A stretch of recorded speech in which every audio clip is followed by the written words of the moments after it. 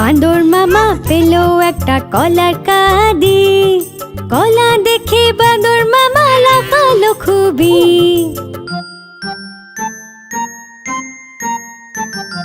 তাড়াতাড়ি কলা ছাড়ালো বাঁদর মামা রে।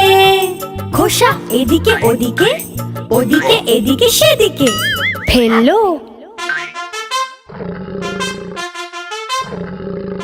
বড় টুকরো মুখে ঢুকিয়ে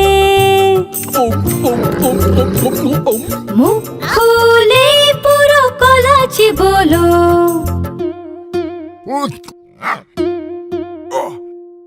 এক টুকরো গলায় আটকে হলো মুখটা লাল নীল। ভালুক দাদা তখন বাঁদর মামার পিঠ চাপড়ে জল খাইয়ে বোঝালো ওকে, মুখে খাবার কখনো বেশি নিও না, ছোট টুকরো নেবে, মুখ বন্ধ করে চিবোবে।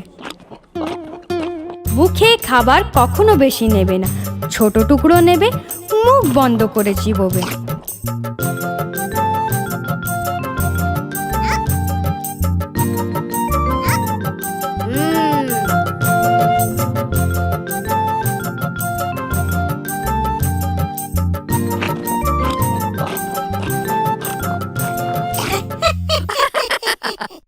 আমি বাঁদর মামা হব না, আমি ছোট টুকরোই নেব আর মুখ বন্ধ করেই চিবোবো আর খাবার না ফেলার চেষ্টা করব।